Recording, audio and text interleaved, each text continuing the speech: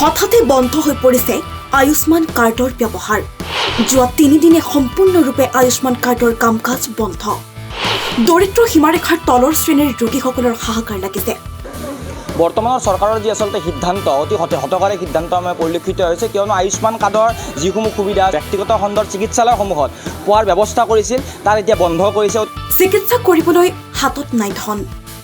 কোনোৱে যদি গুৱাহাটী চিকিৎসা মহাবিদ্যালয়লৈ গৈছে, আন কোনোৱে আকৌ পৰ্যাপ্ত চিকিৎসাৰ পৰা বঞ্চিত হৈছে। ৰঙিয়াৰ এখন ব্যক্তিগত চিকিৎসালয়ে আয়ুষ্মান কাৰ্ডৰ চিকিৎসাৰ পৰা পাবলৈ আছে প্ৰায় 12 কোটি টকা। এই চিকিৎসালয়খনত যোৱা 2 বছৰৰ পৰা আৰম্ভ হৈছিল আয়ুষ্মান সেৱা, কিন্তু হঠাতে এনেদৰে আয়ুষ্মান সেৱা বন্ধ হৈ পৰাত যথেষ্ট সমস্যাৰ সন্মুখীন হৈছে দৰিদ্ৰ আৰু মধ্যবিত্ত ৰোগীসকল। বিভিন্ন দল সংগঠনৰ দাবী, অতি শীঘ্ৰেই পুনৰ কাৰ্যক্ষম কৰক আয়ুষ্মান সেৱা। লগতে চৰকাৰৰ পৰা আয়ুষ্মান কাৰ্ডৰ চিকিৎসাৰ বাবদ পাব লগা টকাসমূহ মোকলাই দিয়ক।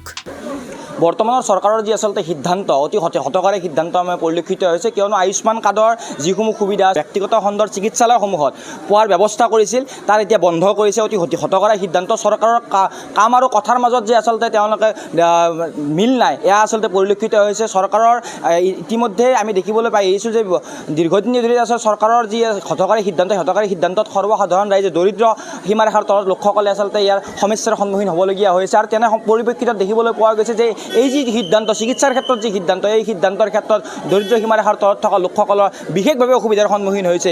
সেয়েহে আমি চৰকাৰৰ ওচৰত দাবী জনাইছোঁ যে অতি শীঘ্ৰে এই আয়ুষ্মান কাৰ্ডৰ যিসমূহ সুবিধা আচলতে ইয়াতে পাবলগীয়া সাধাৰণ ৰাইজে পাব লাগে, তেওঁলোকে ব্যৱস্থা কৰি দিয়ে যেন। আৰু আমি জানিবলৈ পোৱা মতে ব্যক্তিগত খণ্ডৰ ৰঙিয়াৰে এখন ব্যক্তিগত খণ্ডৰ চিকিৎসালয়ত প্ৰায় 12 কোটি টকাৰো অধিক আয়ুষ্মান কাৰ্ডৰ পইচা আদায় দিব আছে চৰকাৰে।